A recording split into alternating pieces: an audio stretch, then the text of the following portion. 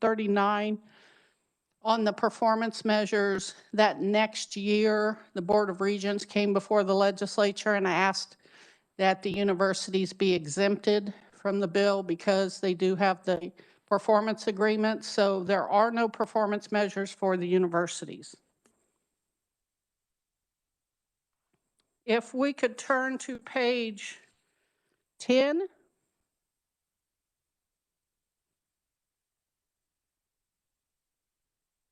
So for the current year, which is fiscal year 2021, you'll notice a couple of bullets. Those are changes that have occurred without legislative action needed to change the amount of money in the Board of Regents or post-secondary education system-wide since the legislature left at the last session. The first is an increase of $4 million based on reappropriation. What that means is money that was not spent in 2020 is allowed to be shifted into 2021. That $4 million consists of $1.1 million in K-State for global food systems, $213,000 in ESARP, which is under K-State, which is Extension and Agricultural County Extension Offices and Agricultural Research. That's for the fire suppression line item. Pittsburgh State, their construction program and polymer science reappropriated $729,000. And then the Board of Regents had approximately $2 million, and that's all scholarship funds. The second bullet is the allotment from the governor of $46.2 million. So that changes the legislative approved amount, which you'll see in that box in the middle of the page. And you'll notice that the agency change from the approved is $295,000, and you'll notice when we get to it on the next page, that will be the supplemental amount for the National Guard scholarship. You'll also notice at the end of that table, the governor's change from approved is $2 million. That is because the governor did not allow all of the allotments, or I'm sorry, all of the reappropriations in that first bullet. The governor can decide whether to allow the funds to reappropriate or lapse. And so in the governor's recommendation, there is a lapse of the $1.1 million for K-State, the $213,000 for ESARP, and the $724,000 for Pittsburgh State. She did allow the reappropriation for the $2 million for the Board of Regents. Again, that's scholarship money. The entire amount of the scholarship is sent out to the different universities.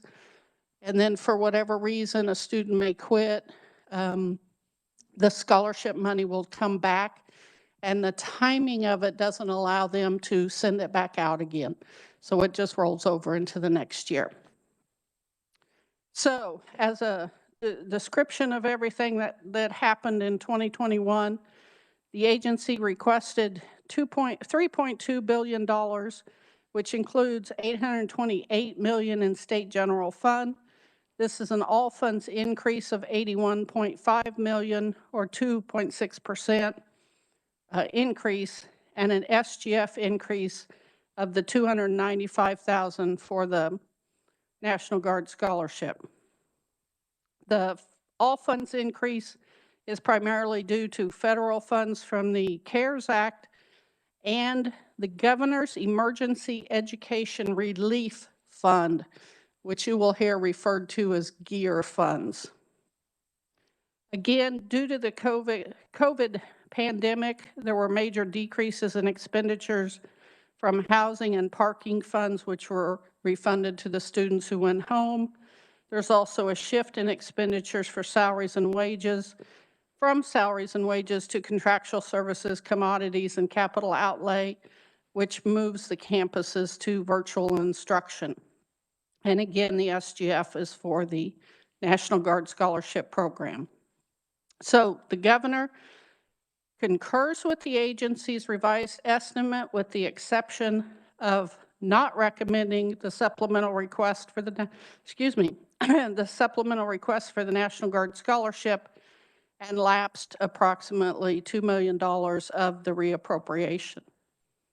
You'll notice at the top of the next page, page 11, there is some information on the National Guard Scholarship Program. That is a request from the National Guard to the Kansas Board of Regents because that scholarship is within the board's budget. And again, the governor did not recommend that supplemental request. The other aspect to the 2021 current year's budget is the governor's allotment. You'll notice in the box at the bottom of the table, there's an SGF allotment of $48.3 million.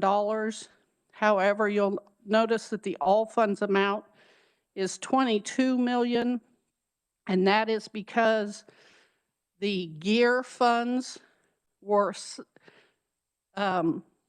switched with the state general fund, and that was $26.3 million. So the universities were provided $26.3 million in all other funds, and the governor took that same amount in state general fund. So therefore, the difference between the two is the $22 million. Any questions on 2021? Representative Rajes. Thank you, Madam Chair. Could you kind of explain all that? I mean, we've talked a lot about it, and it seems like a shell game. And so can you, I mean, without getting way in the weeds, but just, you know, the putting and the taking out, just kind of explain, if you can, from a, you know, because it's, I guess, why if it was put in there and taken out, or the, I mean, if the money was already budgeted, why did we take it? Why do we put Fed money in and take out, you know, the same? I guess I kind of understand, but I don't know if I fully understand. Again, this is the governor's actions. All I can do is explain that when the decision was made to provide the gear funding that was in the governor's budget, provide that to the universities, then it's kind of a net nil where she removes the same amount of state general fund. So the gear funding was not an add, it was a neutral replacement for, because there was a need for an allotment. So in providing some federal funds to the universities, she could allot the same amount. So it wasn't an increase to their budget, it was a neutral for part of the allotment. So I understand then what was budgeted, she made allotment, which is in her purview, the governor's purview, that is. And so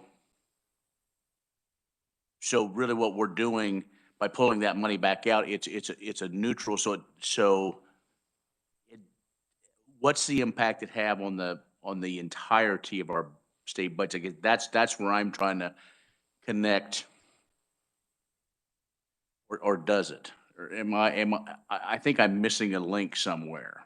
Well, in the paragraph above, it describes the entire governor's allotment plan, which again also included some death and disability and some other aspects of from the other agencies. And then I'm providing an overview of how that affected the higher education budgets. Well, that's fine for now. Thank you, Madam Chair. Questions? Representative Riley. Thank you, Madam Chair. Shirley, could you explain to me, I'm pretty familiar with all the normal region schools, but comes to my attention that I hadn't figured in was the KU Medical Center, and that's a large amount of money, the 8.6 million, right, out of state general funds. So why is that school so much bigger or pulling so much more money than KU or K-State? Thank you. Well, one thing you'll notice for the KU Medical Center is the 8.6 million allotment. That actually includes, and that's why the all funds number is almost the same amount at $6 million.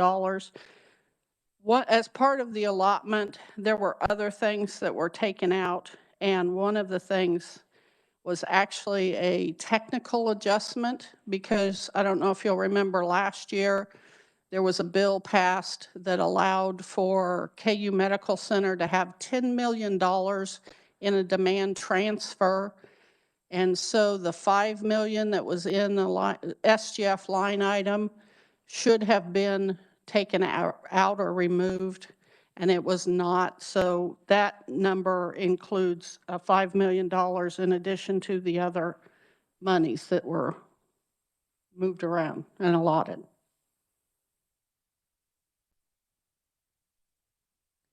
Shirley, just a little bit of a side note. Do we see those agreements that the Board of Regents has with the university, since we don't see the performance, since they opted out of those?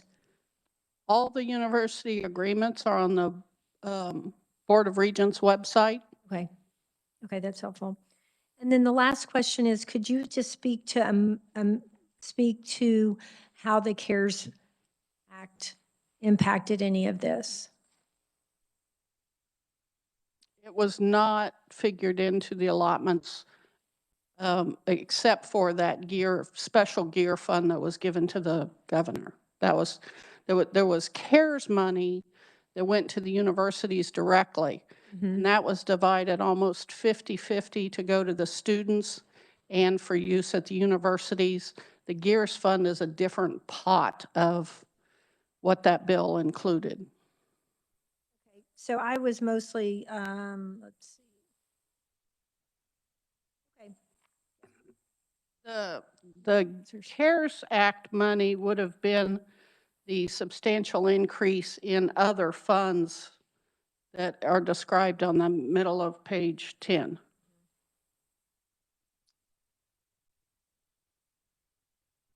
All funds increase. Got it. Okay, other questions for fiscal year 2021? Okay, please continue. Okay, so turning to page 12, we have the 2022 budget year. The agency requests an operating budget of $3 billion, including $877.8 million of state general fund. This is an all funds decrease of $34.4 million, or 1.1%, and an increase of $50.4 million, or 6.1% of state general funds. The all funds decrease is due to the reduction in federal funds that were received from the CARES Act due to the pandemic. And there's a decrease in all expenditure categories: salaries and wages, contractual services, commodities. And then the increase in state general fund is due to the enhancement request, which we'll discuss on the next page, and an increase in expenditures in salary and wages for group health insurance. Those fees went up a little bit, so they got state general fund money for those. The governor recommends expenditures of $2.9 billion, including $822 million of SGF. The all funds decrease is $55 million, or 1.8%, and a state general fund decrease of $55.1 million. The decrease is due to the governor not recommending the enhancement requests and recommending 55%, which is actually the 5.5% that you've probably heard referenced in reduced resources, which were submitted by the universities and the Board of Regents. The $4 million from the board office, the universities, and I'll talk about this on the next page, the universities across the board of the 10% reduced resources were reduced by the governor approximately half, or 5.5%. The Board of Regents budget, when they provided their 10% reduced resources, they had 10% in their administration, 10% in their what we call state aid to locals, which was the money to Community Tech and Washburn University, and then their scholarships. The $4 million is because the governor did not take any of the reduced resources for the scholarships and only 2% from the aid to locals that went to Community Tech and Washburn. So that's stated there. And then on top of those, the governor added $76,000 to the Board of Regents administration to pay for the 2.5% employee pay raise and provided the $10.3 million to the university operating grant, which is equivalent to the 2.5% pay increase pay plan, but at the Board of Regents' discretion to spend. Any questions on so far? We're about halfway through this year. Okay. Any questions? Did everyone get what Shirley, could y'all repeat back what Shirley just told us? I'll explain it a little bit more on the next page. Okay, I think that would be great. Thank you. On page 13, you'll see the enhancement requests. So we'll go through these line by line, but underneath the table, each line item has a description of what the agency asked for in the enhancement request and what the governor recommended. So we'll start with the first one. The agency requested $35.1 million in state general fund to restore the funding for the universities back to the amounts enacted by the 2020 legislature. What the governor provided was the $10.3 million, equivalent to the 2.5% pay increase to coincide with the amount they would have gotten for that. So there's a little difference there in what the ask was and what the governor provided in the recommendation. The second one is Washburn University. Washburn provided some information on 2 programs that they wanted to work with, and that's in the middle of the page, that large paragraph. So that was $3.3 million, and the governor did not recommend that enhancement. The Career Tech Ed full funding. The Career Tech Ed is also known as SB 155. The agency believes they need an additional $2 million to fully fund that program. And again, the governor did not recommend funding that. Close the gap on tiered and non-tiered state aid. There are 2 line items in the Board of Regents budget. This primarily goes to the community and technical college. This funding has been underfunded for many years, and so when they talk about close the gap, they're trying to get to full funding. And again, they didn't provide the amounts there when they submitted their budget for the tiered, and what we mean by tiered are technical classes and non-tiered or general education type classes. So how much each of the colleges receives depends on the formula of how many students they have in the tiered and the non-tiered classes. But to close the gap, they need approximately $3 million for the tiered line item and about $12.3 million for the non-tiered state aid. And the governor did not recommend funding those. The technical education capital outlay. This is a line item in the Board of Regents budget that goes to the community and technical colleges for equipment and buildings. That has been a discussion with those colleges for quite a few years now. I believe we had in the budget last year some money that was went to conference, and I don't believe it stayed in the bill when it came out. But they're requesting $7.5 million this year for that, and that was not recommended by the governor.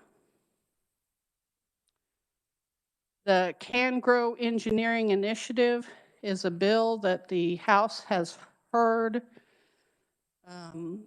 That was a bill from 9 years ago, so there's 1 year left on the funding.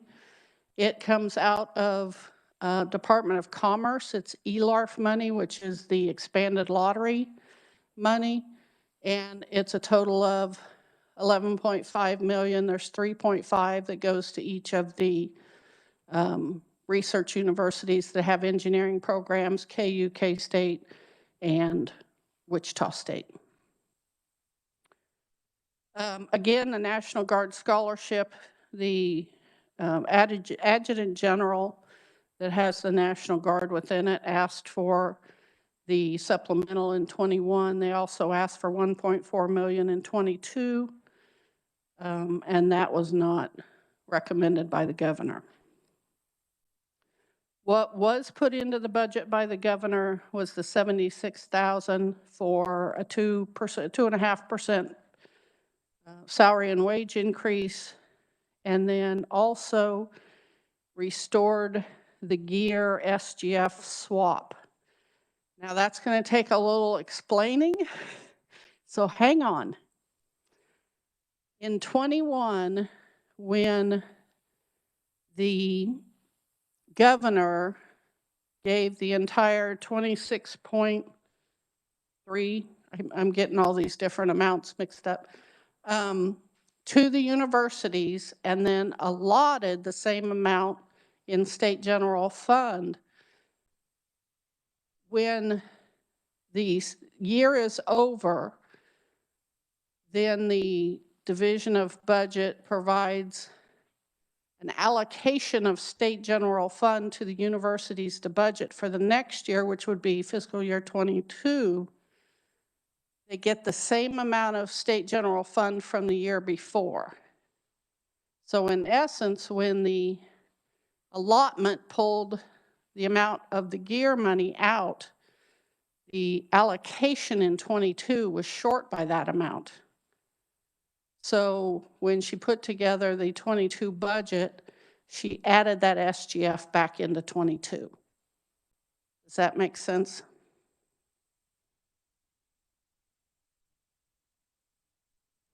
In essence, when the allotment occurs, it reduces the allocation of state general fund for that next year. So she put the money back in to raise their base funding back up to where it would have been without the allotment for just the amount of the gear fund.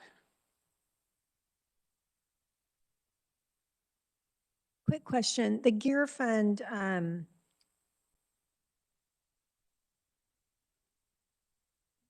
she allotted 26.3, but then she added back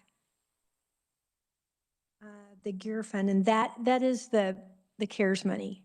That's the That's one of the pots of it. That's one of the pot. Okay, so just so y'all are clear on that, that was that. So she allotted, and then she put back in the next with the federal money. Correct.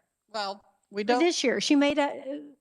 Right. I mean, well, we don't know what federal money so far we're going to have this year because we're now on CARES 2 or whatever you want to call it. But just to make sure I understand, but the 26.3 was for fiscal year 2021. Yeah, put in from the federal. Okay, so they were basically neutral as far as the 26.3. Correct. And then if we want to continue, they want their budget added that 26.3 back in, so it shows that they didn't lose anything because they don't know how much they're going to get. Correct. Okay, so everyone got that? Okay. Oh, Representative Riley.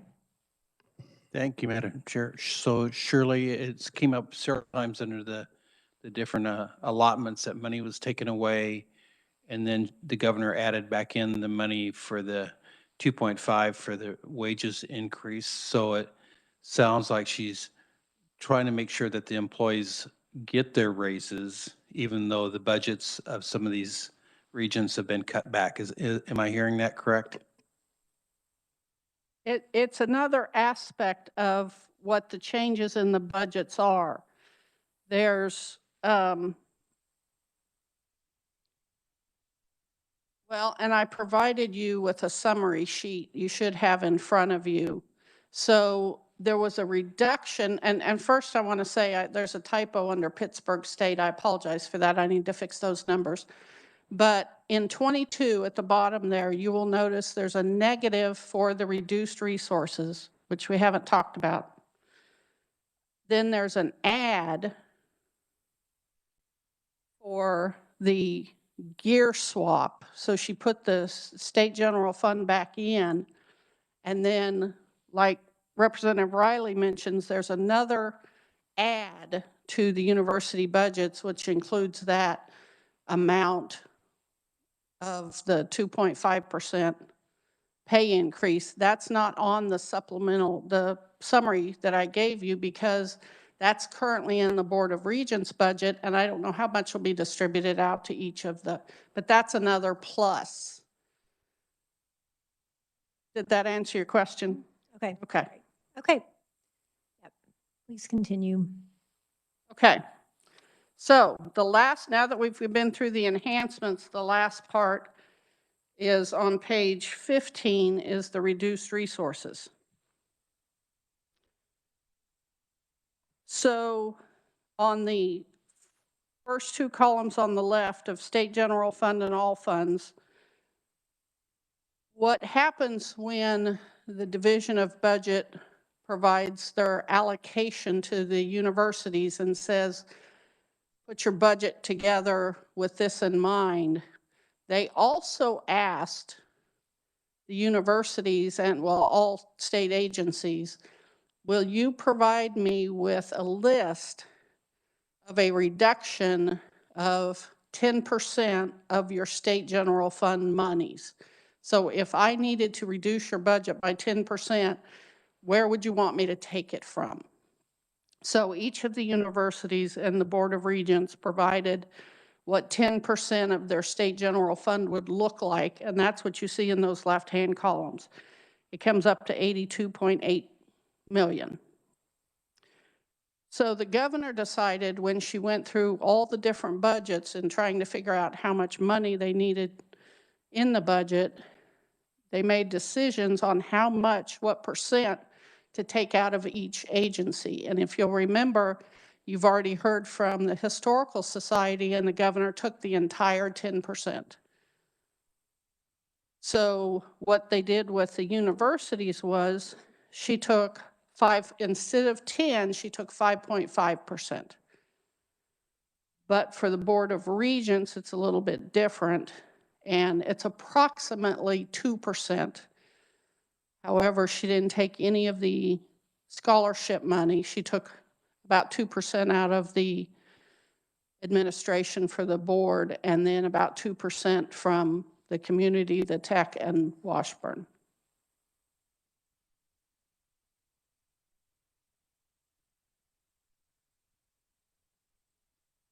And believe it or not, that's all I have to explain fiscal year 2022.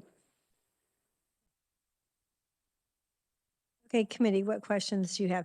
Real quick, the reduced resources chart that you have here, those you did not include, did not include Washburn and the tech colleges and the. That's in the line item for the Board of Regents at the top. Very good. Okay, thank you. Okay, what other questions, as y'all are absorbing all of this information, what other questions do you have?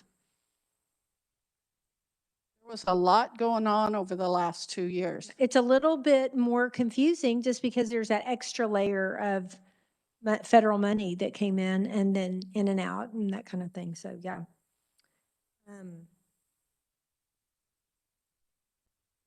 I'm going to give y'all just a minute to look and think if you have any questions.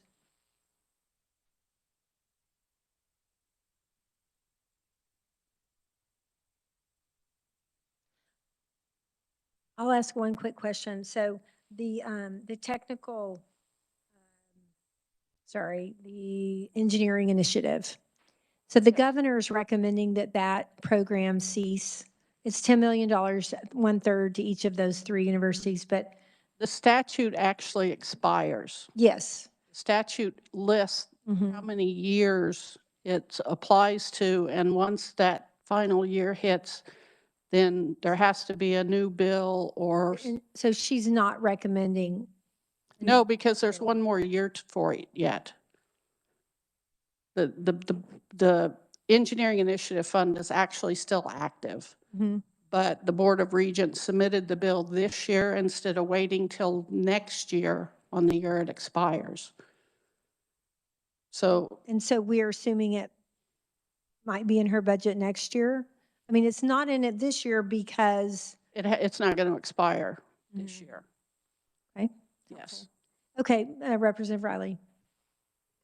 Thanks, Madam Chair. And maybe this, we're going to have a presentation in a little while from the Board of Regents, right? Yes, we are. My concern is just the big cuts, and maybe we can get some explanation on Okay. between the governor's recommendation. Yep. Okay, anyone else with any questions? Yes, Representative Fairchild. As far as the 10% cut or the 10%, you know, that the universities have to go through, is that something they're required to submit every year, or is it just for this year? It has happened quite a few years over the past few, and it depends on how healthy the state's budget is. We have had, for the most part, 5% reduced resource packages that the governors have looked at, have requested that the universities and other agencies prepare and have looked at. The 10% is the largest one I've seen since I've been here. Anyone else? Okay. Okay, so a couple other things in the document, and again, I just want to reiterate, I'm going to go through these real quick. This is something to look at at your leisure, and if you have questions, please feel free to send them my way. On page 17, in the middle of the page, there's just a general table of the State General Fund operating budget for each of the universities. Again, because it says operating, there's no capital improvements in the numbers.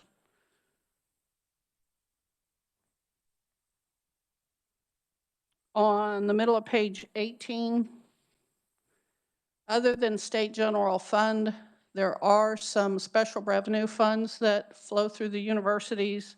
The Economic Development Fund, most of those are in the Board of Regents. The one at the bottom, the $307,000, is in K-State Extension and Ag Research, which we call ESARP. And then KU has a little bit of State Water Plan Fund money. The top of page 19, there's a program called Faculty of Distinction, which uses some interest on the earnings, and that for fiscal year 21 was $2.6 million. We look at the general fee fund. The general fees are the tuition dollars, so we look at whether those are going up or down, and so you have 2 years to look at in that table. Student financial aid, again, in the Board of Regents budget, there's quite a few scholarships.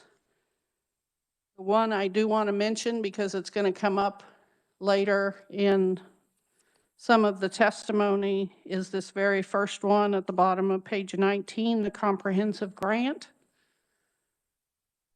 That is a scholarship that's about $16.2 million. And half of that goes to the private colleges. And of the scholarships, that's pretty much the main scholarship that goes to private universities. And then there's also the scholarships are broken up into need-based and service-based. On page 21, you've got the service-based aid, which includes teachers, nursing, ROTC, National Guard, military. On page 24, in the middle of the page, there is full-time equivalent students to give you an idea of student count at the universities, whether it's going up or down. And you'll see here it's down for the last 3 years, except for KU Med Center. And I think I've mentioned before, the Board of Regents has data books for the universities, for the community colleges, the tech colleges. It's a plethora of information, pretty much anything you'd ever want to know about any of the universities or schools. So there's some information we provide here that comes out of the data books. Name. Do the data books have a name? So Data book. they're just called the data book. There's a university data book, a community college data book. When you go on the Board of Regents website, Mhm. at the top, there's a little tab that says data. Okay, You click on that and it takes you to all the data books. okay, thank you. They have peer institutions, which are colleges and universities around the country that are as like they are. So they show you those, and then they rank different parameters to the peer institutions, such as what the salaries are, tuition and fees. So there's some information there on those. The FTE table for the system is on page 27 at the top. And then there is information for each one of the agencies, the Board of Regents, Emporia, Fort Hays. I will tell you when we get to the presentations by each of the representatives, K-State technically has 3 agencies. They have the main campus, the ESARP, and the Veterinary Medical Center, and General Myers will touch on all 3 of those as one, and Chancellor Gerard will touch on KU and KU Med Center as one. And then the very last thing, the very last page, are capital improvements. So I'll go over those as quickly as possible, but again, please ask questions. So in current year 21, the agency estimates a revised capital improvement budget of $146.8 million. This is including $607,000 of state general fund. It's an all funds increase of $22.2 million and a state general fund decrease of $1.7 million. The $1.7 million decrease is because last year when KU Med Center presented their budget, they had $1.7 million state general fund in rehab and repair. And this year when they presented their budget, they did not include any state general fund expenditures. The other decrease in state general fund was K-State Polytechnic had a bond for energy conservation, and that was paid off. In capital improvements in the universities, the only state general fund that's used is primarily for bond payments, and the principal of the bond payments is shown in capital improvements, whereas the interest to bond payments are in operating. So the $600,000 that's left in the budgets are Pittsburgh State, and that's their energy conservation bonds. For fiscal 22, the agencies requested capital improvements of $111.8 million. That includes $609,000 for state general fund. It's an all funds decrease of $35 million or 23.8%, and a slight increase in state general fund for the bond. Primarily, most of the universities for 22 are showing, instead of specific projects, a lot of rehab and repair. There are some new projects at Fort Hays, the Memorial Union Edition, South Campus Drive. K-State has Willard Hall. And again, the bond payment is Pittsburgh State. The capital improvement projects went before Joint Committee on State Building Construction, and they did make a recommendation for the governor's rec. In addition to what I've shown you here in the budget, there will be a request from Wichita State University for an additional $15 million in bonding authority for a new convergence sciences.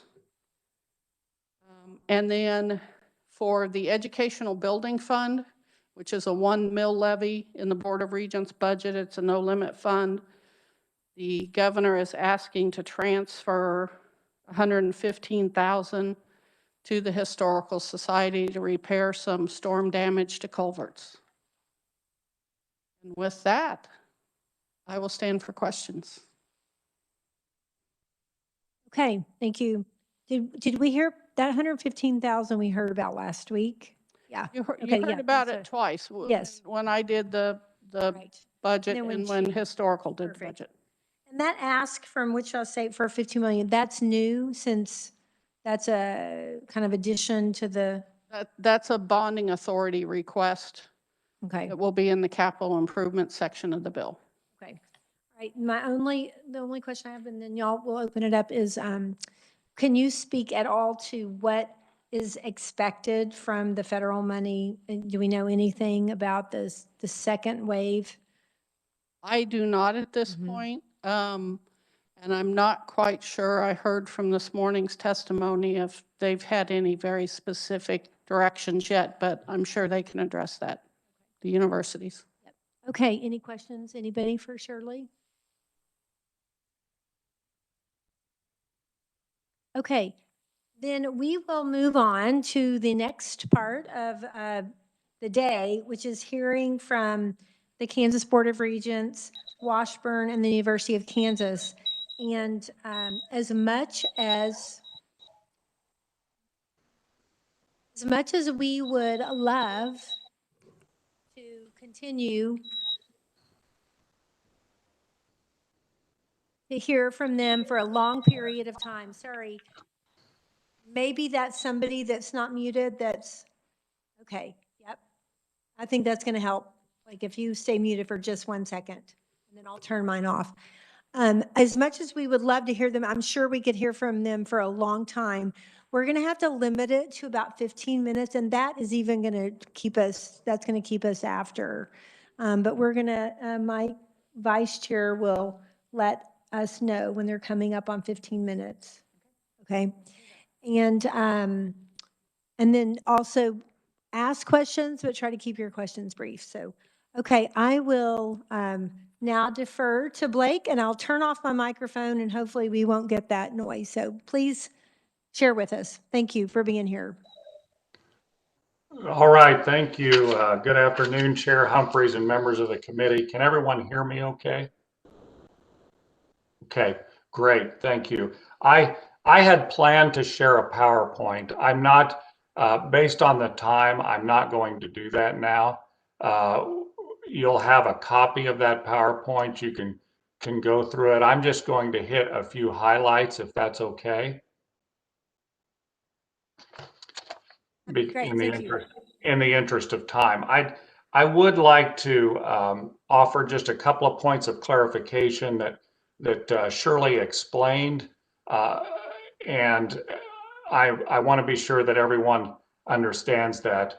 The engineering funding is actually not in the budget. It's a demand transfer from ELARF. And so it's part of statute. So essentially, what the Board of Regents is asking on behalf of the 3 universities with engineering programs is to amend that statute and include 10 more demand transfers. So you won't see that as a part of the governor's budget. I'd also like to follow up on the performance agreement process. We're not excluded from performance. Our process was passed in statute with Senate Bill 345 that actually formed the system in 1999, where it gave us the opportunity to govern the state universities and coordinate the community and technical colleges. each institution has a performance agreement with the board, and non-targeted new funding is at risk with those performance agreements. Now, one thing we've been able to do with the budget director's permission is that we've been able to move money if an institution loses their new funding. And so as an example, if a community college loses funding because they didn't meet performance, they lose that additional increase in funding, then we would move those dollars to a scholarship program that the two-year colleges benefit from. So we don't try to move it out of their funding. If the legislature decides to not allow us to move funding anymore, which would be your purview, that funding would just lapse back to the state general fund. So I just wanted to add that piece. And then finally, just in terms of a clarification, the 10.3 million that's in the governor's budget, and I think it was stated that it was calculated based on a 2.5% increase for employees, a pay raise. That actually is calculated on the state general fund portion for the universities for that 2.5% pay increase. So that does not cover a 2.5% pay increase for universities because as you know, state general fund is one part of that. I believe that the chancellor will probably talk a little more about how that would work, and I just wanted to be sure that we had clarification there. I also wanted to just briefly tell you that we've developed a strategic plan to better serve Kansas. We did focus groups throughout the entire state, went to Garden City, Dodge City, Colby, Hayes, Wichita, Kansas City, Topeka, and Pittsburgh, and just really talked to two groups of people. We talked to parents and students in one group, and then we talked to business leaders in a second focus group. And really, after gathering all that information, we came out with they really wanted their higher education system to really serve families, businesses, and promote economic prosperity.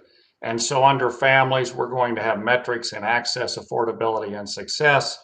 In business, we're going to really look at our talent pipeline and innovation, and in economic prosperity, really the intentional job creation for our state is going to be important. As you know, the COVID-19 and the virus really caused some disruption on our campuses.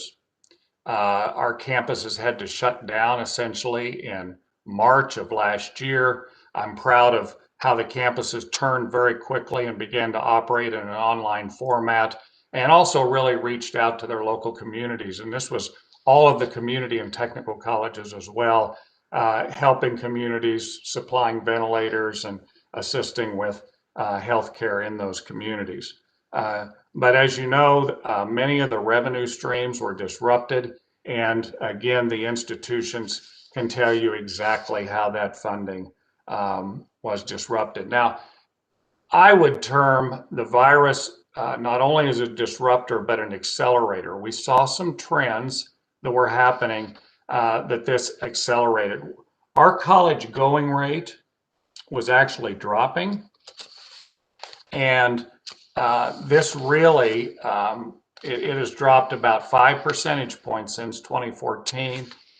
And this accelerated, the virus accelerated that drop. We actually have data out of Georgetown that says of those households who were had a student going to pursue an associate degree, okay? And that was 79% of those households. 29% canceled their plans to take classes.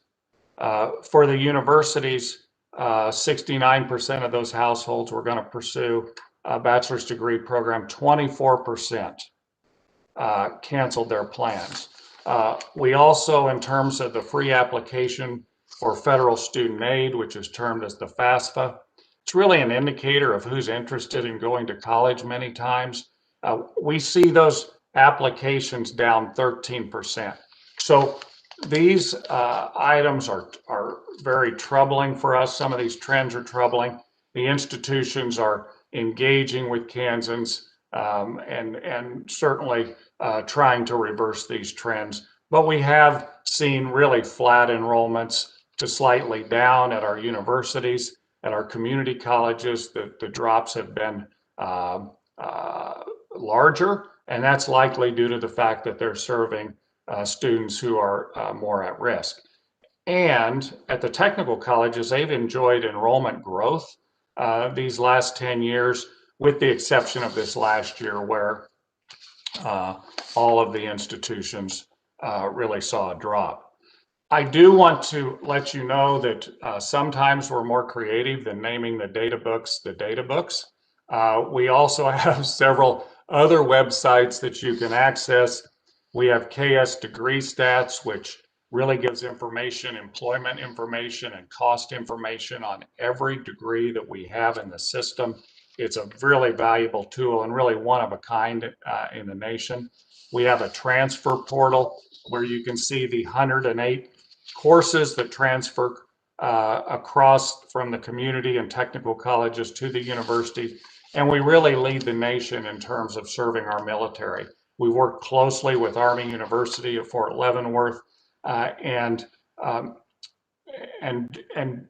we articulate those skills learned through their military occupational specialties into our system at both the technical and community college level, and also at the university level where appropriate.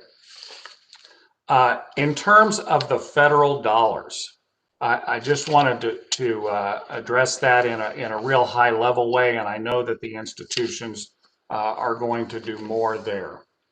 We, as part of the CARES Act, and I'll just use these abbreviations, the initial funding was what we call the HEER money, HEER, and that phase one went to state universities. Our state universities received 48 million of those funds, but 24 million went for student aid.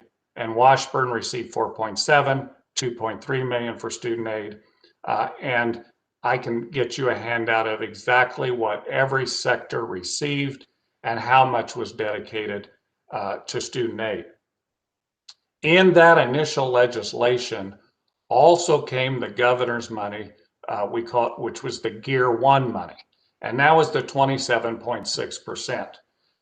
That essentially, we had a very kind of a scary budget outlook. If you remember at that time, the governor did an allotment, and as Shirley was articulate with, traded those federal dollars for the state dollars. Now, I would say the state dollars can be spent in areas the federal dollars cannot be spent in. So you cannot use GEAR money for any research activities.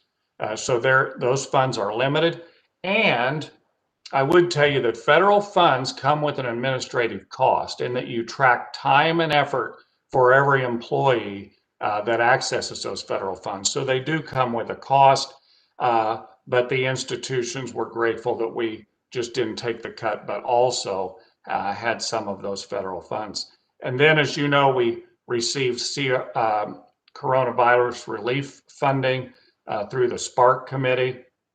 Those funds were used to really help us stay open, and these funds were used for expenses and testing and changing our facilities so that we could be open this fall, and we were successful doing that.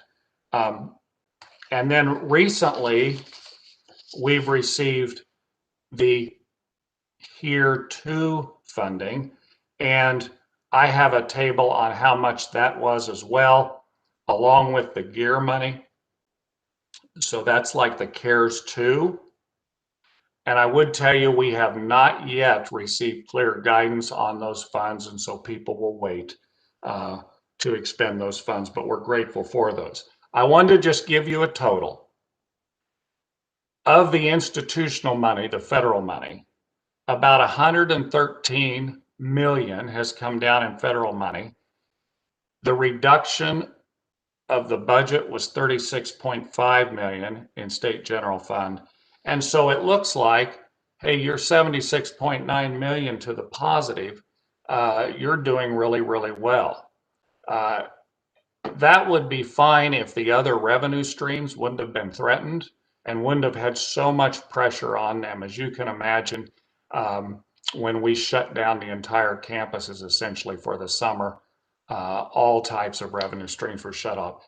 I'll yield that time certainly to the institutions who can tell you in a more specific way how that worked. Yep, and I think you're at about 2 minutes, so. Okay, so Thank you. just in terms of our appropriation, we would ask to restore the 33.5 million that's been cut out of the state general fund for universities. We'd like for you to consider the National Guard scholarship of 1.4 million, and then it's important to fund the Excel in career and technical education. That'll require 2.1 million this year and about 8.35 million we expect for budget year FY22. And with that, that concludes my presentation. Wow, thank you so much. We appreciate that. Okay, questions? Yes, Representative Riley. Thank you, Madam Chair. Just a real quick question here. Getting feedback.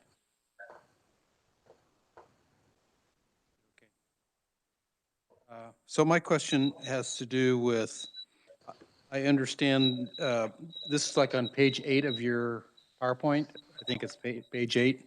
So KU grows economy.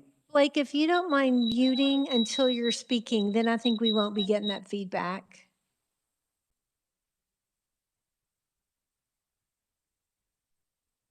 Head Representative. Thank you, Madam Chair. So I understand the umbrella that, my question has to do with, I understand the umbrella, the KU Medical Center, the School of Pharmacy, Nursing, Business. How, can you just give me a little 30-second, 15-second overview of how the Kansas Law Enforcement, Fire and Rescue, and Geological Survey got put under that umbrella rather than maybe tech school or a 2-year college kind of thing? Thank you. Yeah, that's just happened historically. I believe the chancellor is going to be presenting, and I know he can give a clearer answer to you for that question. Representative Woodard. Thank you, Madam Chair. Blake, my question is about the $10.3 million appropriation for portion of the pay plan or whatever you all use it for. I was just wondering if you had any details on what that looks like in the next fiscal year for Board of Regents.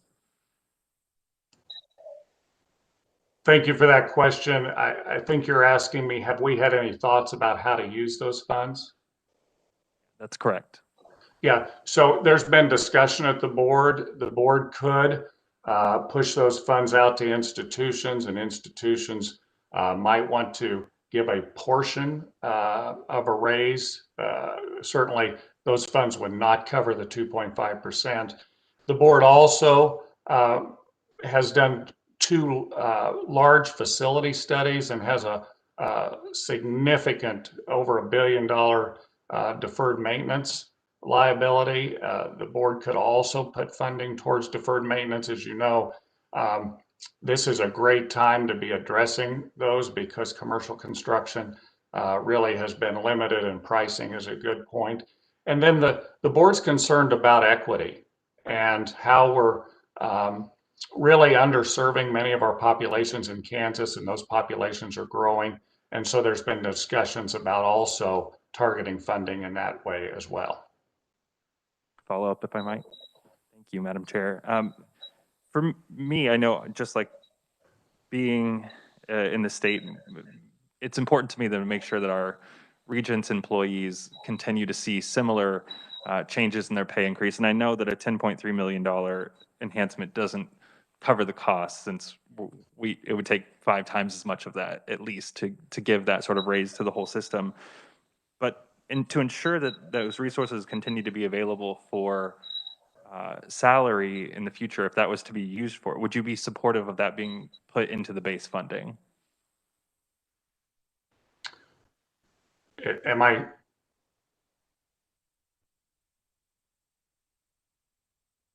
Go ahead. Yeah, Blake, it's you. At this point, the board has not made a decision with those funds and has not made a recommendation. I expect that to happen this month. And so I could not speak for the board at this time on moving those to the base. Thank you. Thank you, Madam Chair. Okay, any further questions? Blake, thank you. And I'm assuming we have printed,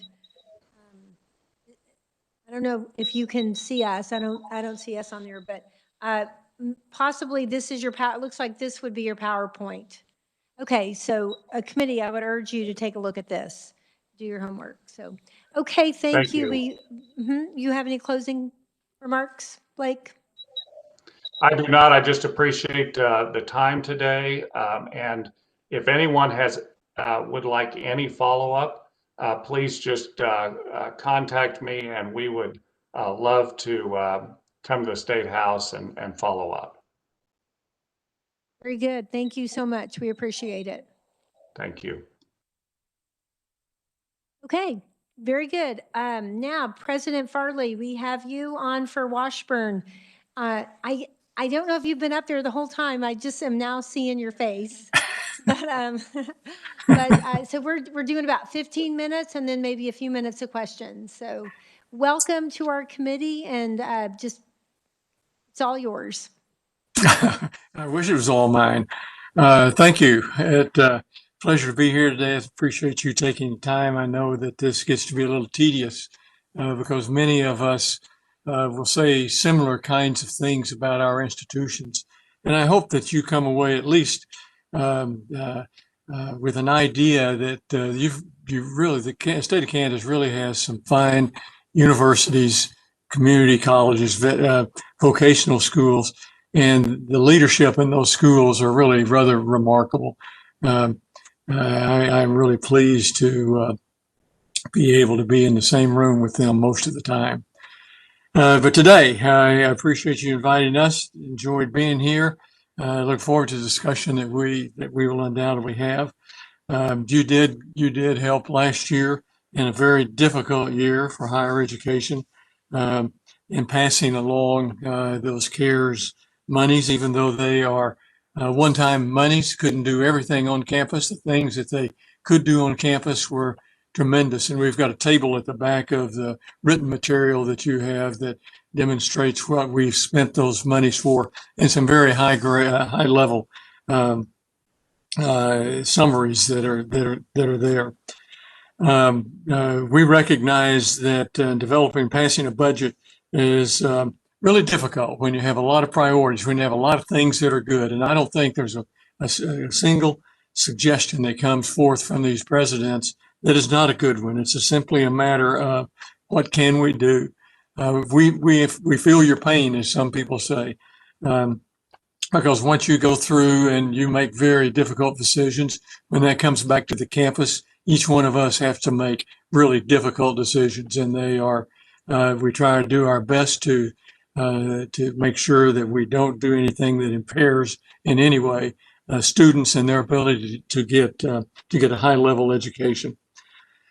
If they come to Washburn, and as you learn more about Washburn, in fact, I've talked with several of you already last week. As you learn more about Washburn, I hope you'll agree that we are a unique institution. University as it stands today is a public institution. It was created by constitutional and statutory provisions. Washburn University has a board of regents. We are not a subject of the Kansas Board of Regents, except that they do coordinate us, but they do not govern us. We've got a 9-member board. All but one are appointed by people that are that have been appointed by a political process. And one that didn't is the Kansas Board of Regents does appoint a person to our board just for coordinating shape, Simpson. And we've done a pretty good job of getting really great people from Kansas Board of Regents. They coordinate us. They don't give us direct targets and things that we're supposed to do. Rather, they take our involvement with them on a very high level in a very specific, focused way. Washburn, we are a teaching institution. That's what we do, and that's what we do very, very well. We want high quality students to come. We want them to recognize that we're focused on them and that our faculty members do everything they can to help them succeed. Now, many would say that because we're located here in Topeka, that we are the provider of education in Topeka. Well, we do, and I'll give you an example in a few minutes. We have a lot of our graduates that are still here in Topeka and Shawnee County, but we do share some education programs with a couple of other universities from KBOR in this Topeka, Shawnee County area. There are more graduates from Washburn University than any other university anywhere. Washburn is recognized as having a premier reputation as a teaching institution.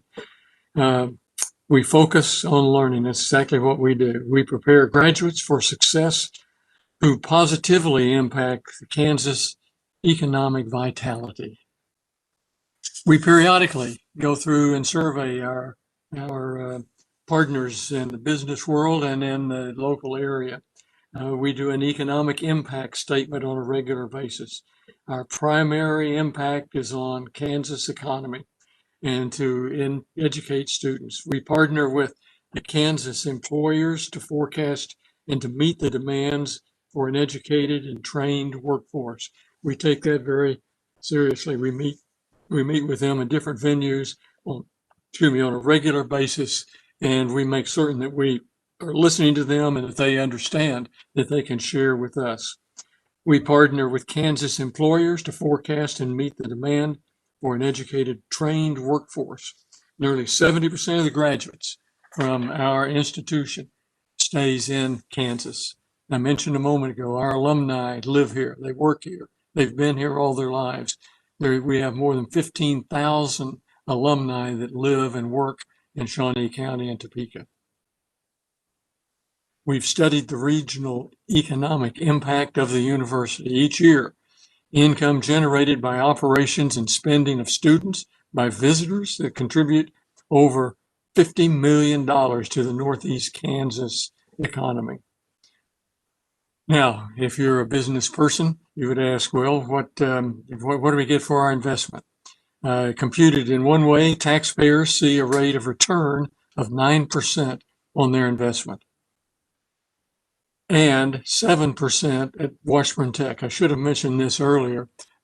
We joined together with Washburn Tech about 12 years ago. It was a vocational technical school assigned and managed under Topeka Public Schools. We took that over and we then started making economic impact on that. 9% for university, 7.8% for Washburn Tech. Now for students, it's a different story. Students get almost 16% return on their investments at university and almost 13% rate of return on their investments of time and money at Tech. I've mentioned to many of you more than one time that we have a funding structure that is also unique. Beginning in 1961, the legislature recognized that Washburn does have an important role to play in the state of Kansas and in educating Kansas students. Before 1961, we were a private school, congregationally supported from 1865 through 1961. As the war in Vietnam grew and as the baby boomers came to Topeka and came to Washburn. We played a big role in filling the space needs that demanded, and to make sure that we are providing high quality education for as low as we could price. We were then provided with a state operating grant as a result of that, relatively modest in the beginning. That state operating grant now makes up about 11% of our budget, over $11 million. Throughout the years, the operating grant has helped keep us in-state tuition reasonable for Kansas residents, and we're grateful for the funding provided by you, the legislators. Our budget is about $105 million for the general university operation. We then have operations to run housing facilities, food facilities, board of union, and other kinds of activities that flow from that. At the tech, the budget there is about $13 million. Combined $119 million. Pretty big impact. Resources are primarily provided by those three sources. State funds, 11%.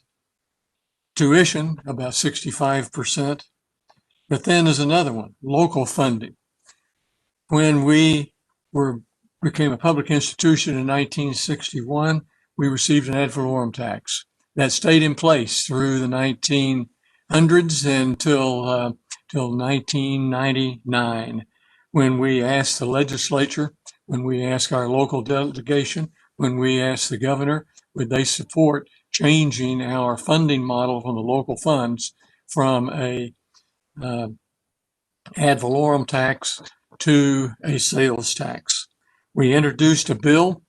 That bill was handled through committees, back to the floor in both houses, to the governor, signed and approved then by the all of the citizens had an opportunity to speak out about it. And we got that through in about 2 months. 2 months. That's made a big difference in the way we look at things. We made certain that when we converted to a sales tax, we didn't have any kind of a windfall. We made very careful calculations that indicated that the amounts of money from sales tax would be exactly the amount of money we would get from an ad valorem tax that we were giving up. Without those funds, we could not do many of the things that we currently do. Now, let me speak a little bit about Washburn Tech. About 10, 12 years ago now, we talked with the local school boards that was managing Call Area Technical School. And we talked with them about us taking that over. There were some governance issues on a national basis. They agreed. We went to the legislature, who provided legislative support for that, and then to the Kansas Board of Regents, who also supported that transition. It's been phenomenal.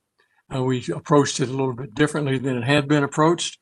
We wanted to make sure that every student that went there had multiple options. And those options included getting a certificate for what they were studying, maybe more than one certificate. They had an option then to get an associate's degree. Following the associate's degree would be a baccalaureate, and then if they wanted to, they could proceed on to a master's degree. Primary funding for the Washburn Tech is through the Career and Technical Education Funds. And that is a major piece of their funding. There is some amount of tuition, but tuition is very low at Washburn Tech. Over half of our students at Washburn Tech are in high school, and this funding allows us, and I'll be under my time, to complete a certificate and do all the other things they needed before graduating from high school. We are also the largest provider of concurrent enrollment programs in high school by a good margin. We decided that we would be able to provide that as an asset and as a fund for the state. And we have been extremely happy with that. I think that is going to expand in future years. That'll benefit high school students, people behind them, and all the way through baccalaureate programs. That's, and so I might just ask you to kind of wrap up, and because we still want to have just a couple minutes for questions. I will do that right now. We had a Okay. little problem with enrollment when virus passed through town. We did a very good job of what we needed to do. We have the CARES funding, and attached to your material I've mentioned earlier is what we've spent the money for in very broad categories. And our Vice President for Administration and Treasurer, Chris Kowitsky, is here with us today. If you want any specific questions about the CARES Act and the other funding from the federal programs. I'll stop there.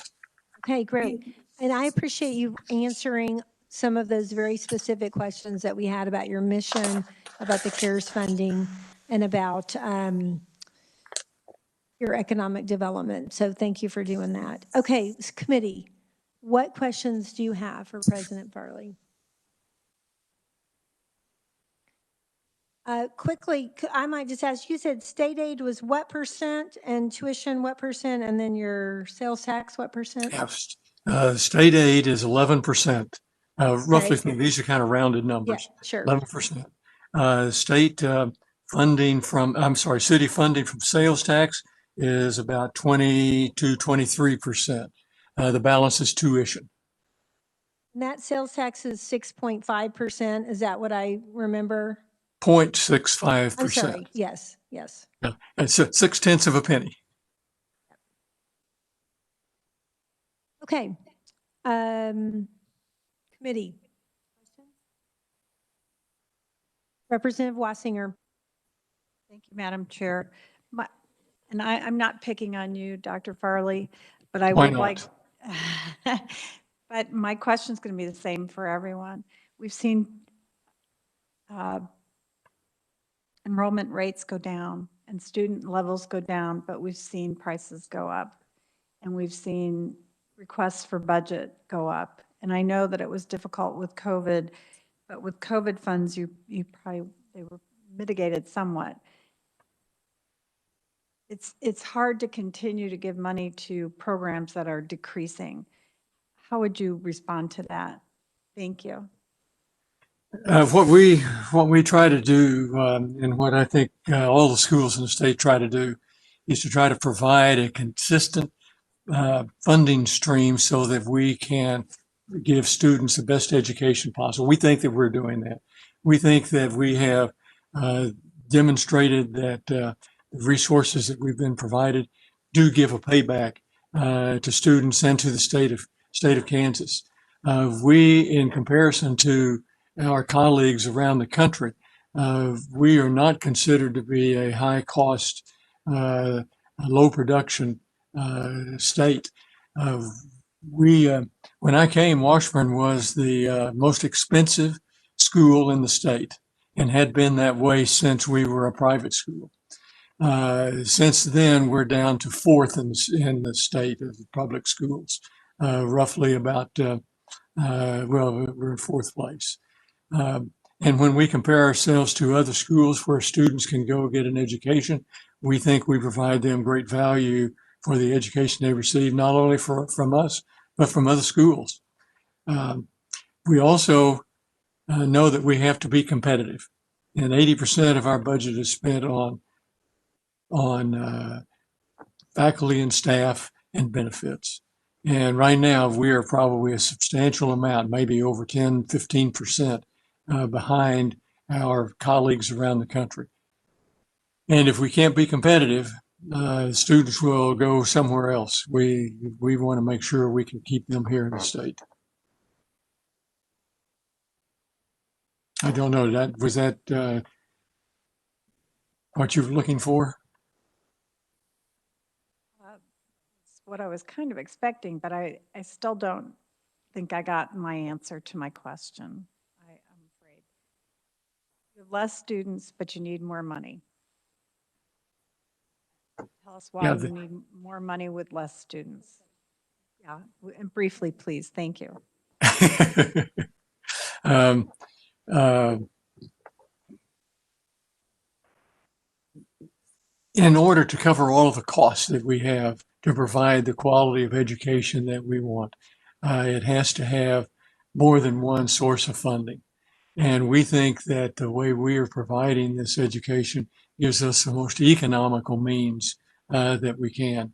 And I suspect that didn't answer your question. Thank you. That was brief. Okay, Representative Riley. Yes, follow up on that. So why do you not have all of the other major colleges, two-year colleges, I see it too, why do you not have alumni funding in there receiving money? All the schools about which I am aware, funding from gifts, funding from endowment earnings, funding through all of our alumni makes up about 2 to 3% of any schools that I'm aware of funding for the operation of the institution. We're at about 3 to 4%. I rounded things off before I got down to that level. One other thing I can suggest to you as well. Our alumni have been very generous. We are a school that has an endowment of about $120 million, which is phenomenal. We are second in the state of public institutions on what size of our endowment is and the amount of money that flows from the endowment into the university. 67% of the money that we receive from earnings on our investments goes to pay scholarships for students. Okay, I feel like we need to cut it off and move on because we're going to, of course, go overtime, which I hope y'all knew that was going to happen. But yes, okay, thank you.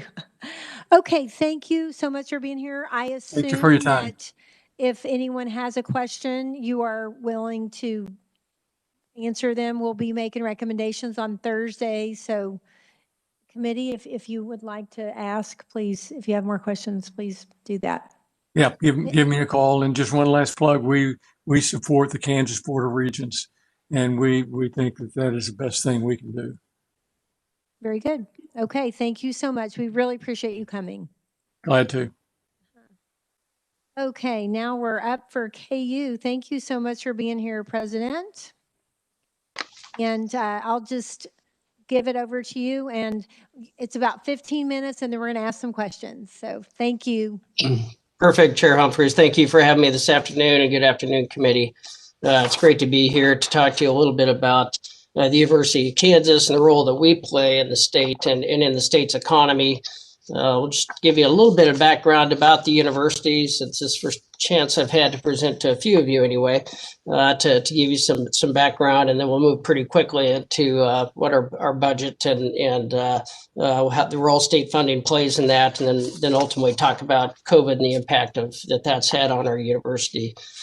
Just briefly, and I think you have a slide deck. You should have a slide deck that we provided, and so I'm on slide 3 here, moving forward. Just really our mission as the University of Kansas is to educate the leaders of tomorrow, to build healthy communities here in Kansas and beyond, and to make discoveries that change the world. And we really aspire to be a destination for the top scholars, both students and faculty in the country, and continue to be a large economic engine for the state of Kansas and for recovery for the state of Kansas as we come out of this pandemic.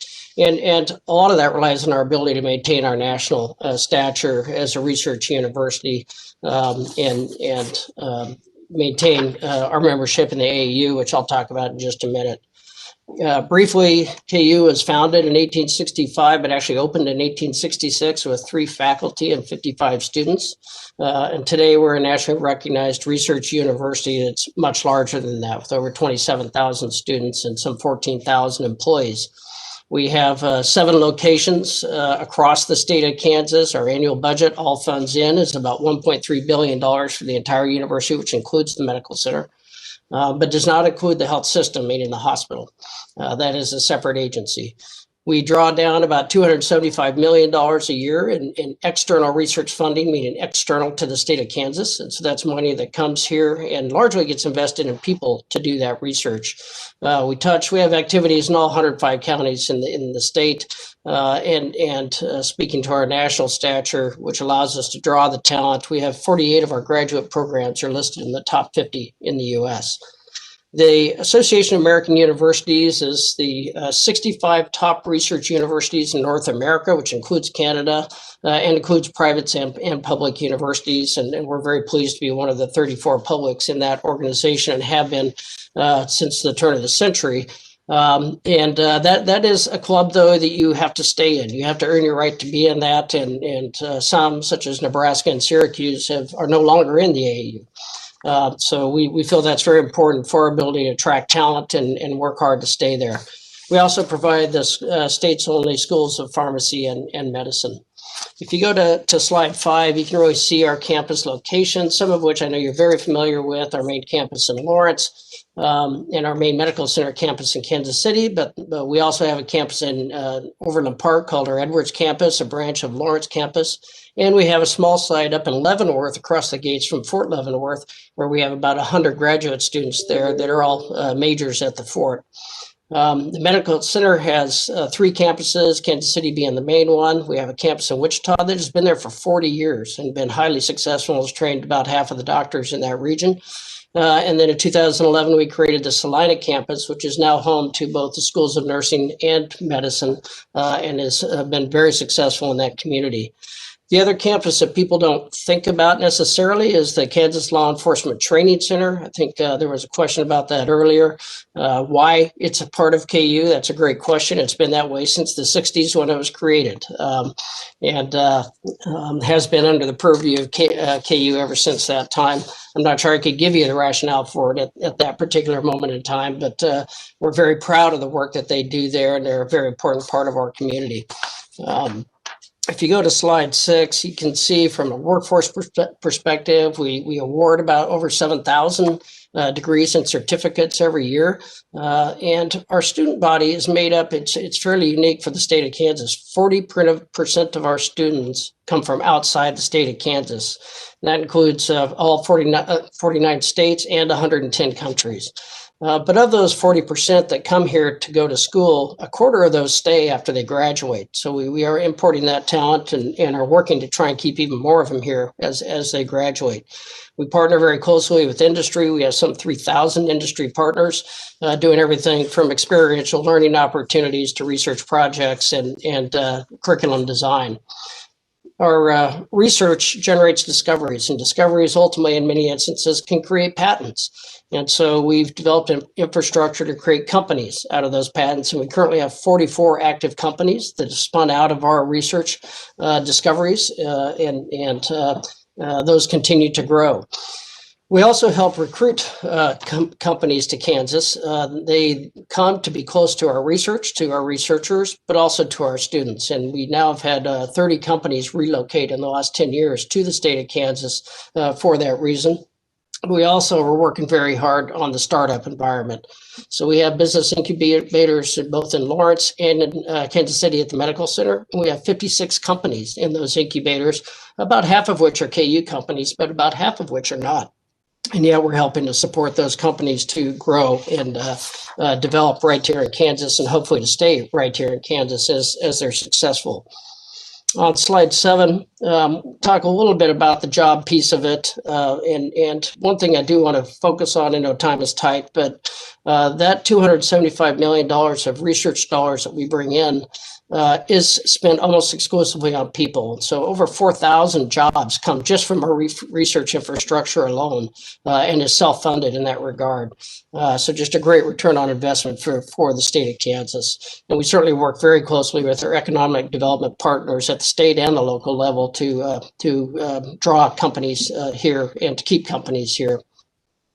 We, like Dr. Farley mentioned something about our alumni. We have 350,000 alumni around the world. So it's not surprising that about 40% of our donations actually come to us from outside the state of Kansas. And that's money that comes from all over the country and the world that comes back here to help support our university and help support jobs in the state of Kansas. On slide 8, there are just some other infrastructure things that I wanted to touch on. Obviously, what the medical center does reaches every county in the state through telemedicine and safety net clinics that we provide for those who don't have insurance. We talked about the Kansas Law Enforcement Training Center. That trains 800 new police officers every year, largely for smaller communities that don't have the training infrastructure. But we also provide about 10,000 hours of continuing education to active police officers to keep them up to speed in their profession. We also run, and again, I'm not sure how this came to be, but we run the Kansas Fire and Rescue Training Institute, which we've run since its inception as well. And that's a group that crisscrosses the state of Kansas, training volunteer fire departments and voluntary emergency personnel and everything from how to deal with car accidents to put out fires to extract people from grain elevators if they happen to fall in. And they log about 150,000 miles a year doing that work. It's very, very impactful. Kansas Geological Survey does a number of things as well. We have about 68,000 cores for them from drilling all around the state of Kansas that companies can research and study. We also monitor the water levels, groundwater levels, including the Ogallala Aquifer, and a myriad of other things through the Geological Survey. And then our schools provide a lot of activities as well to really support communities both here and across the state. If you go to slide 9, is really a pie chart that shows our all funds budget, and happy to answer questions on this, but I wanted to touch on a few things. And the red is really our state appropriation, which is at about 18% of our budget. Tuition is 24% of our budget. About 15 years ago, those proportions were flipped. So certainly the tuition has become a bigger part of the budget over time as the state has shrunk in that regard. But what's important about those two funding mechanisms is that that's really what we use to fund the core of the university and the educational enterprise. All the other 52% 58% of our budget is generated to perform whatever activity it's generated from, whether it's housing, parking, dining, research activities, or providing services to state agencies. So they're really not flexible dollars. Those are dollars that we expect all those units to stand on their own, and those dollars are used for the purpose for which we receive them. So it's really that combination of state appropriation and tuition that's key for us to maintain operations and provide our educational activities. If you go to the next slide, this is just a history of state funding. This is not inflation adjusted. These are just actual dollars over time. And this particular chart goes back to 2002.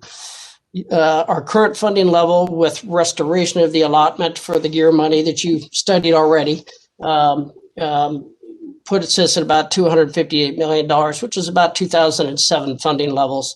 The current budget proposal would decrease that, actually the single largest dollar decrease in the history of KU, down to about $245 million, which given our COVID challenges would be problematic as well. If you go to the next slide, we can talk about some of those challenges just at a high level. The pandemic for us has really generated revenue losses in about every place that we generate revenue, whether it's enrollment, tuition, housing, dining, parking, events, et cetera. Our losses for the end of fiscal year 20 and for this year, for fiscal year 21 combined to about $72 million in lost revenue. In addition, to get our campus open, we've invested over $44 million to make that happen. That's a combination of testing, physical distancing, personal protective equipment, technology, campus reconfiguration, quarantining facilities, et cetera. And we've been working hard this year to address that shortfall. We've cut about $34 million out of our budget for this current year through furloughs and layoffs, salary freezes, hiring freezes, voluntary retirement program, sweeping of reserves, and really a significant reduction of activities in a number of areas. But we continue to work on that, recognizing this is not a one-year problem. It's not a one-year problem for us. It's not a one-year problem for the state. We're going to be dealing with this for some time. As we look forward to next year and projecting things forward, it's looking like about a 17% $75 million shortfall in revenues again. So the work that we're doing today will need to carry on well into next year as we manage our way through that. And my final slide just talks a little bit about the federal dollars that we've received, of which there's been some questions. Collectively, with all the different programs that have been talked about, we received about $44 million of federal money, 8 of which passed straight through to the students. So we were just the conduit for that, which really left about $36 million to offset that $44 million of increased expenses that we talked about.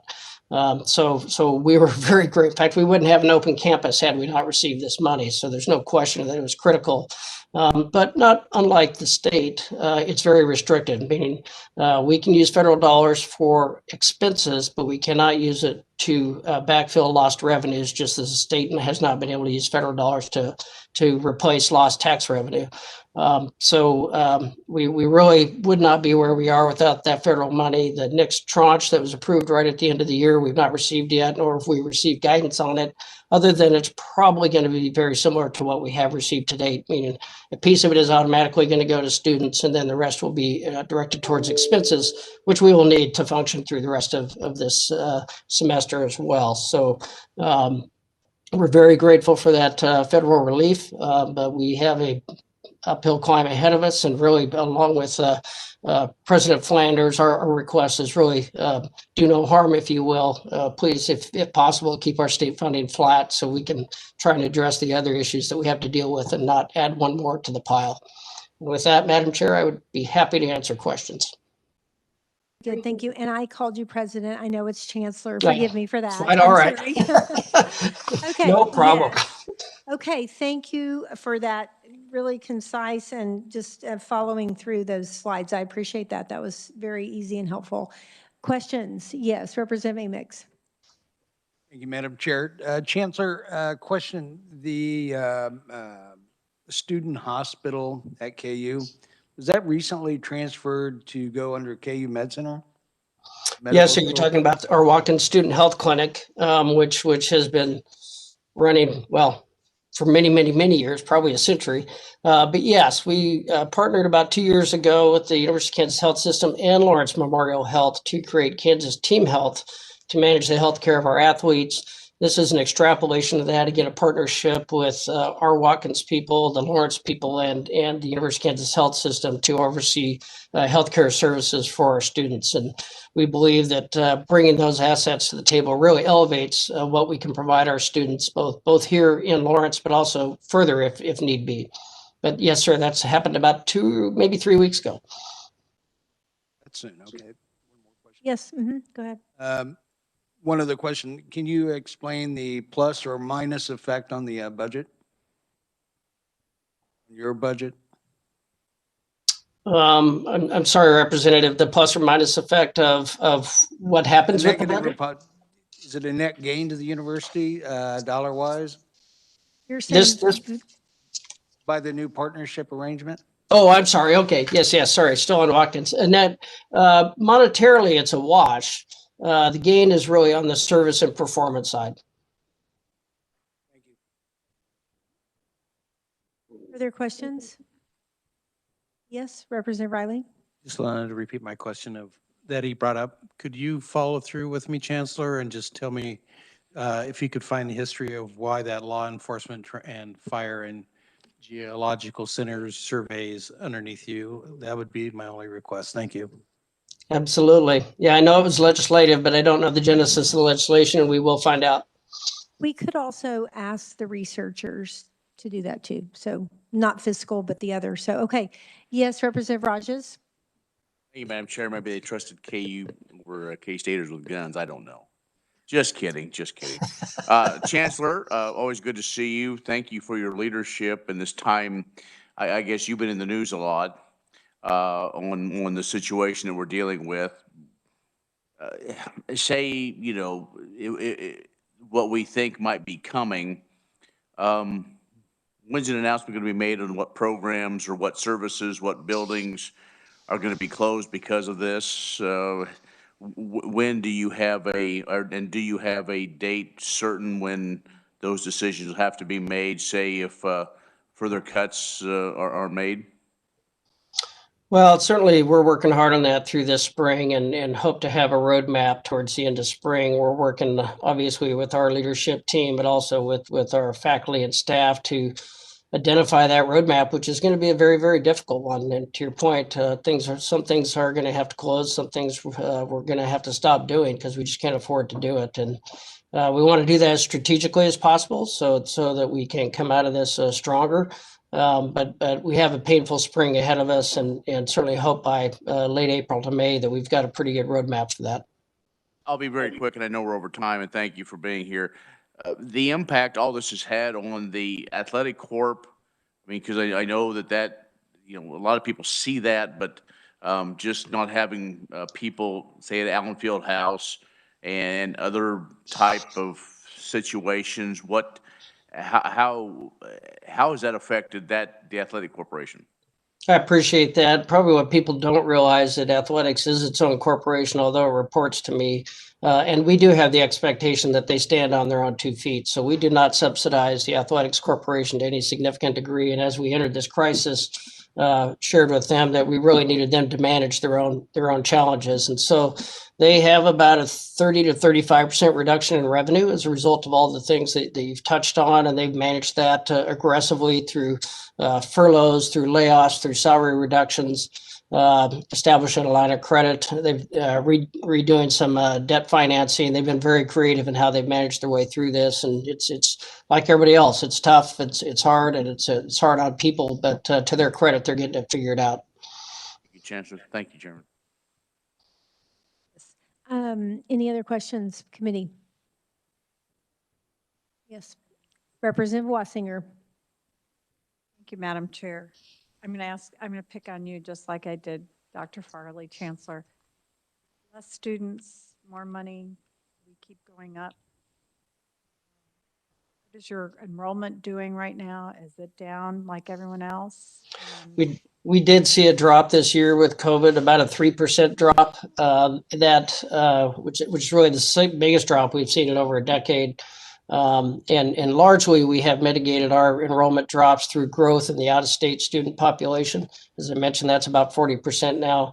But unfortunately, what we saw with COVID was 2 major changes. One is we saw about a 7% drop in freshmen.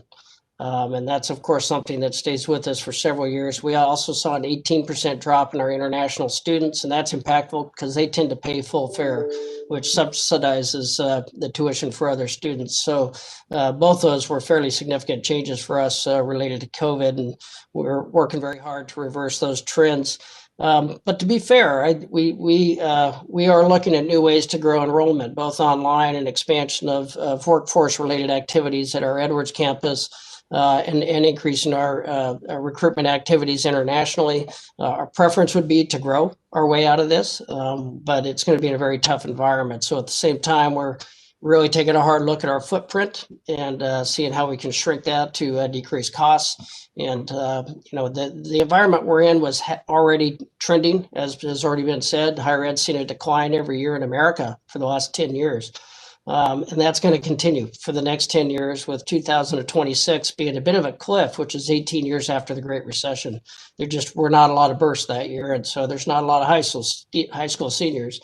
So we know this is that trend is going to continue, and that we need to adjust to that. And to your point about expense, there's really not a lot of upside opportunity from a tuition perspective. So increasing tuition further is probably not a big flexible thing for us to do. We've got to maintain costs. Thank you very much. I just have one quick question. You said there were 40% of donors live outside of Kansas, and you bring in a lot of private dollars.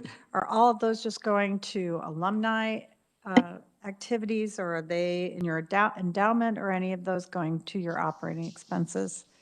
Almost none of them go to operating expenses per se. That's not why people give us money. It's usually for scholarships, professorships, buildings, supportive alumni activities, or supportive athletics activities, or support of the hospital, which is also covered by a KU endowment. So the vast majority of gifts are directed for a purpose, whether it's cancer research or a scholarship, and that's what we spend it on. But we are fortunate. We receive about $170 million a year from endowment for those purposes. but unfortunately, they don't really backfill operations. Thank you, Chancellor. Okay, committee. Is everyone questions? Oh, I'm so sorry. Yes, Representative Woodard had a question. Thank you, Madam Chair. This is Representative Brendan Woodard. A little bit of a question, but mostly a follow-up to the last series of questions. Just generally, if I'm correct, and at the end you can correct me if I'm wrong, but I believe that your tuition rate for undergraduate students currently is the same as it was in the academic year 2018-2019. So that's now the third fiscal year remains the same. It did not go up. Your state general fund money is not going up, is not proposed to go up. So as you've outlined here, it's rather bleak, but I would assume that inflation applies to universities still, regardless of funding streams. I would assume that cost of living goes up in Lawrence, Kansas City, Wichita, Salina, Johnson County, Yoder, Kansas, and the other places that your employees work and serve. So just generally, whether or not inflation and cost of living and healthcare premium increases apply to you all as well as it does to every other part of the economy.